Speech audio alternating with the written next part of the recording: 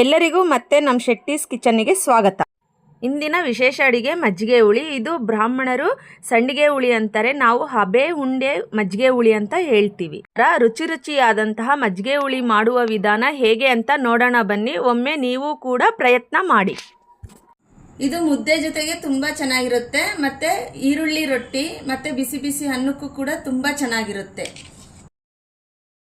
ಮಾಡುವ ವಿಧಾನ: ಸಾಮಗ್ರಿಗಳು: ಹಸಿಮೆಣಸಿನಕಾಯಿ, ಹಸಿ ಶುಂಠಿ, ಒಣ ಕೊಬ್ಬರಿ ಸ್ವಲ್ಪ, ಮೊದಲೇ ನೆನೆಸಿಟ್ಟಿರುವಂತಹ ಕಡಲೆಬೇಳೆ ಮತ್ತು ಅಕ್ಕಿ. ನಮಗೆ ಎಷ್ಟು ಉಂಡೆ, ಇದು ಮಿನಿಮಮ್ ಅಂದರೆ 10 ರಿಂದ 15 ಉಂಡೆಗಳಾಗುತ್ತೆ ಮಜ್ಜಿಗೆ ಸಾರಲ್ಲಿ. ಅಷ್ಟು ಉಂಡೆ ಕಡಲೆಬೇಳೆ ಮತ್ತು ಅಕ್ಕಿ, ಅರ್ಧ ಈರುಳ್ಳಿ,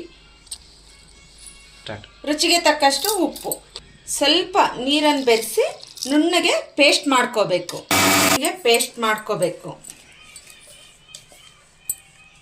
ಎಲ್ಲ ಕೂಡ ಒಂದು ಬಟ್ಲಿಗೆ ಸಪ್ರೇಟ್ ತೊಗೊಂಡ್ಬಿಟ್ಟು, ಇದೇ ಖಾರನ ಮತ್ತೆ ಮಜ್ಜಿಗೆ ಹುಳಿ ಸಾಂಬಾರಿಗೆ ಸ್ವಲ್ಪ ಬೇಕಲ್ಲ, ಒಂದು ಸ್ವಲ್ಪ ಇಷ್ಟನ್ನು ಇದರಲ್ಲೇ ಬಿಟ್ಬಿಡ್ಬೇಕು.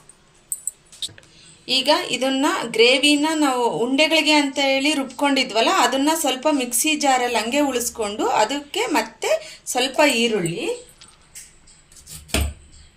ಸ್ವಲ್ಪ ಹಸಿ ಶುಂಠಿ, ಸ್ವಲ್ಪ ಒಣ ಕೊಬ್ಬರಿ, ಒಂದು 4 ಎಸಳು ಬೆಳ್ಳುಳ್ಳಿ,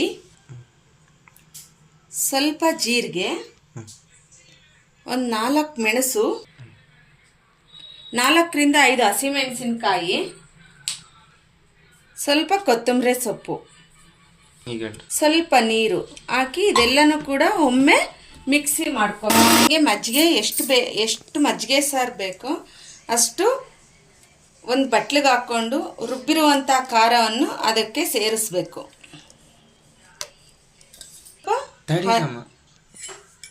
ಇದು ಈ ಥರ ರೆಡಿ ಮಾಡಿಕೊಂಡು ಸೈಡಿಗೆ ಪಕ್ಕಕ್ಕೆ ಇಟ್ಕೋಬೇಕು.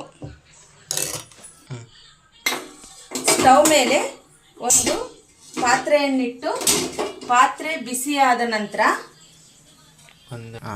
ಸ್ಟವ್ ಮೇಲೆ ಒಂದು ಪಾತ್ರೆ ಇಟ್ಟು, ಪಾತ್ರೆ ಬಿಸಿಯಾದ ನಂತರ ಒಂದು 3/4 ಸೌಟು ಎಣ್ಣೆನ ಹಾಕ್ಕೋಬೇಕು. ಎಣ್ಣೆ ಕಾಯೋದಕ್ಕೆ ಬಿಡಬೇಕು. ಎಣ್ಣೆ ಕಾದಿದೆ, ಕಾದ ನಂತರ ಸಾಸಿವೆ ಮತ್ತು ಜೀರಿಗೆ ಚಟ್ಪಟ್ಟಿಸ್ಬೇಕು. ಸ್ವಲ್ಪ ಇಂಗುನ ಹಾಕಬೇಕು.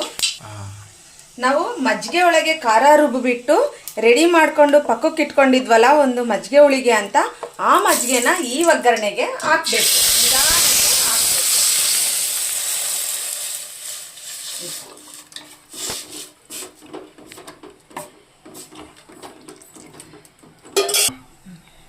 ಇದಕ್ಕೆ ಆ ಮಜ್ಜಿಗೆ ಹುಳಿಗೆ ರುಚಿಗೆ ತಕ್ಕಷ್ಟು ಉಪ್ಪನ್ನ ನಾವು ಬೆರೆಸ್ಕೋಬೇಕು. ಮಜ್ಜಿಗೆ ಹುಳಿ ಚೆನ್ನಾಗಿ ಈ ಥರ ಕುದಿಯೋದಕ್ಕೆ ಬಿಡ್ಬೇಕು ನಾವು. ಈ ಥರ ನೋಡಿ ಚೆನ್ನಾಗಿ ಕುದಿಬೇಕು. ಮಜ್ಜಿಗೆ ಸಾರು ಅಂದರೆ ತುಂಬ ಚೆನ್ನಾಗಿ ಈ ಥರ ಕುದ್ದಷ್ಟು ನಿಮಗೆ ಮಜ್ಜಿಗೆ ಹುಳಿ ತುಂಬ ಚೆನ್ನಾಗಿ ಬರುತ್ತೆ, ತುಂಬ ಟೇಸ್ಟಿಯಾಗಿರುತ್ತೆ. ಈ ಥರ ಕುದಿ ಬರ್ತಿದೆಯಲ್ಲ, ಅವಾಗ ಸ್ಟವ್ನ ಸಿಮ್ಮಿಗಿಡಬೇಕು.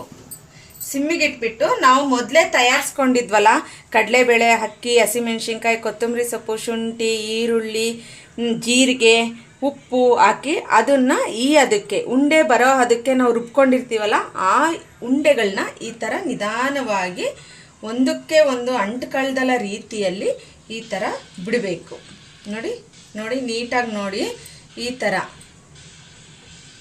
ಥರ ಬಿಡಬೇಕು. ಸ್ಟವ್ ಯಾವುದೇ ಕಾರಣಕ್ಕೂ ದೊಡ್ಡದಾಗಿ ಮಾಡಿರಬಾರ್ದು, ಸಿಮ್ಮಲ್ಲೇ ಇಟ್ಟಿರಬೇಕು. ನೋಡಿ ಈ ಥರ ಉಂಡೆಗಳೆಲ್ಲ ಸಣ್ಣ ಉಂಡೆಗಳೆಲ್ಲ ಸಾರೊಳಗೆ ನಾನು ಬಿಟ್ಟೆ. ಈಗ ನೋಡಿ ಈ ಥರ ಕುದಿ ಬರುತ್ತೆ. ಸಿಮ್ಮಲ್ಲೇ ಇಡಬೇಕು ಸ್ಟವ್ನ. ಯಾವುದೇ ಕಾರಣಕ್ಕೂ ನೀವು ಸ್ಟವ್ನ ದೊಡ್ಡದಾಗಿ ಇಡಬಾರ್ದು, ಸಿಮ್ಮಲ್ಲೇ ಇಡಬೇಕು. ಅಂದರೆ ಅವು ಚೆನ್ನಾಗೇ ಬೇಯ್ತಾ ಇರುತ್ತೆ ಒಳಗೆ.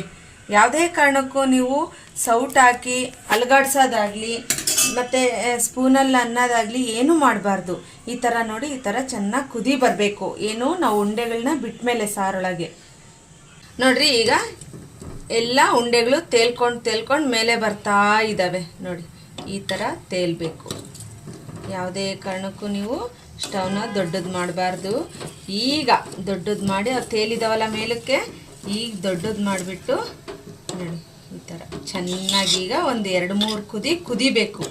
ಕುದ್ರೆ ನಮಗೆ ಸಾರು ಚೆನ್ನಾಗಿ ಟೇಸ್ಟ್ ಬರುತ್ತೆ ಮತ್ತು ಉಂಡೆಗಳು ಕೂಡ ಚೆನ್ನಾಗಿ ಕುದಿಯುತ್ತೆ, ಬೇಯುತ್ತೆ ಉಂಡೆಗಳು, ಆವಾಗ ಟೇಸ್ಟು ಚೆನ್ನಾಗಿ ಬರ್ತವೆ. ನಿಮಗೆ ರುಚಿಯಾದಂತಹ ಒಂದು ಮಜ್ಜಿಗೆ ಹುಳಿ ಅಂದರೆ ಉಂಡೆ ಮಜ್ಜಿಗೆ ಹುಳಿ. ಇದು ಒಬ್ಬೊಬ್ಬರು ಒಂದೊಂದು ಥರ ಮಾಡ್ತಾರೆ. ನಮ್ಮ ಶೆಟ್ಟೀಸ್ ಕಿಚನ್ನಲ್ಲಿ ತುಂಬ ವಿಶೇಷವಾದಂತಹ ಒಂದು ರೆಸಿಪಿ ಅಂತ ನಾನು ನಿಮಗೆ ಹೇಳೋದಕ್ಕೆ ಇಷ್ಟಪಡ್ತೀನಿ. Thank you for watching. For more videos, like and subscribe.